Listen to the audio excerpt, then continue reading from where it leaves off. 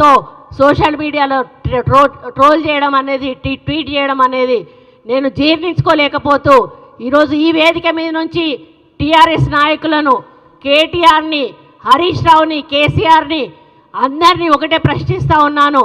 మీ ఇంట్లో ఆడవాళ్ళు ఉన్నారు, ఇదే పద్ధతిలో మీ ఇంటి ఆడవాళ్ళ మీద ట్రోల్ చేస్తే ఏ విధంగా ఉంటుందో ఒక్కసారి ఆలోచించాల్సిన అవసరం ఉన్నది.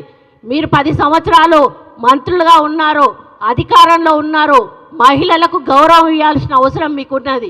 మహిళలకు ఉచిత బస్సు పెడితే 100 కేటీఆర్ డిస్కో డ్యాన్స్ చేసుకోవడానికి మహిళలకు ఉచిత బస్సులు పెట్టిండ్రా అని అంటాడు. ఒక ఆమె నాకు 3 బిడ్డలు, అయ్యా నాకు సహాయం చేయండి అంటే నువ్వెవరి కోసం కన్నావు బిడ్డలను, సమాజం కోసం కన్నావా, నా కోసం కన్నావా అనేటువంటి మాట కేటీఆర్ మాట్లాడతాడు. అంటే వాళ్ళకు మహిళలు అంటే చాలా చులకన. నేను వాళ్ళ పార్టీలో మంత్రిగా మన ఎమ్మెల్యేగా ఉన్నప్పుడు ఒక్క మహిళా మంత్రిని కూడా ఇవ్వలేదు. అంటే ఇవ్వాల్సి వస్తే నాకు ఇవ్వాల్సి వస్తుంది, మరి ఆమె కొంచెం ఎక్కువ మాట్లాడుతుంది కాబట్టి ఆమెకి ఇవ్వద్దు అన్నటువంటి ఆలోచనతోటి నాకు మంత్రి పదవి కూడా ఆ రోజు ఇవ్వలేదు. ఇవ్వకపోయినా కూడా నేను ఏ రోజు కూడా మాట్లాడలేదు. ఆ రోజు నాకు ఎటువంటి అగౌరవం జరగలేదు కాబట్టి నేను ఆ పార్టీలో ఉన్నా. ఎప్పుడైతే అక్కడ అగౌరవం జరిగింది, పార్టీ టికెట్ ఇవ్వలేదు, ఆ రోజు ఇండైరెక్ట్గా మమ్మల్ని అగౌరవపరిచారు కాబట్టే వచ్చాను.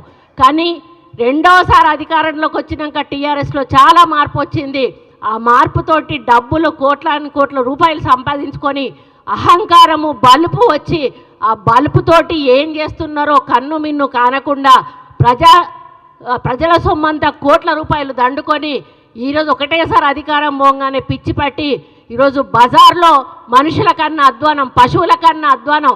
పశువుల కన్నా కొంత నీతి నియమం ఉంటుంది, కానీ ఈరోజు ఆ నీతి నియమాలు మరిచి పశువుల కంటే అధ్వానంగా ఈరోజు పోస్టులు పెట్టిస్తూ మరి మాలాంటి వాళ్ళని అవమానపరుస్తున్న కేటీఆర్ కబడ్దార్ అని చెప్తా ఉన్నాను. ఇక ముందు మీ సోషల్ మీడియాలో ఇట్లాంటి పోస్టులు పెడితే క్షమించేది లేదు అని కూడా చెప్తా ఉన్నాను. మా కార్యకర్తలను కొట్టినందుకు మూల్యం కూడా చెల్లించుకోవాల్సిన అవసరం ఏర్పడుతుందని కూడా చెప్తా ఉన్నాను. నాలాంటి ఆడబిడ్డ శాపం తప్పకుండా తగులుతుంది.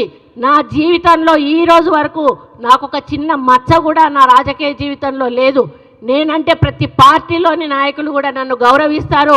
అక్క అని నోటి నిండా పిలిచి నాతో మాట్లాడతారు.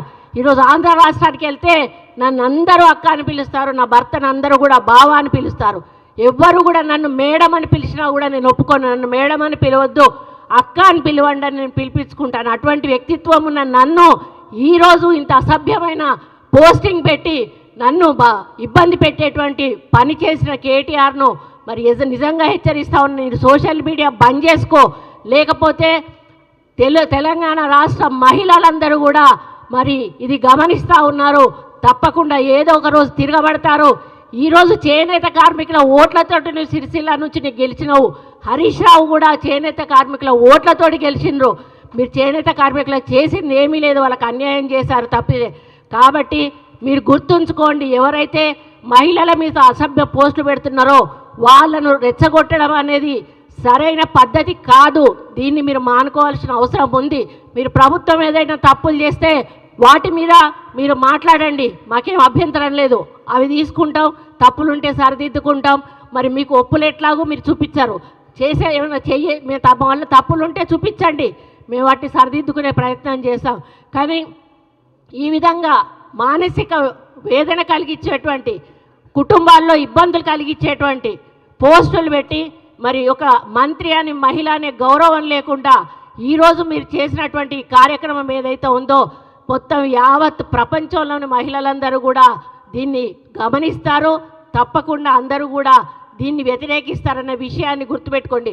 నేను ఒక్కటి అడుగుతా, ఇది తీసుకెళ్ళి నీ చెల్లెకు చూపెట్టు కరెక్ట్ అని చెప్తుందా, నీ తల్లికి చూపెట్టు కరెక్ట్ అని చెప్తుందా, నీకు ఇంకెవరైనా మీ చుట్టాలుంటే మహిళలకు చూపెట్టు కరెక్ట్ అని చెప్తుందా?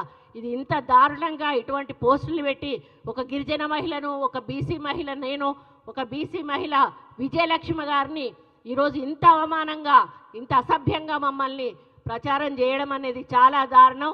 కాబట్టి దీన్ని తీవ్రంగా ఖండిస్తూ మరి దీన్ని మేము ఆల్రెడీ సైబర్ క్రైమ్కు ఇవ్వడం జరిగింది. సైబర్ క్రైమ్ వారు తప్పకుండా యాక్షన్ తీసుకోమని వారిని కోరడం జరిగింది.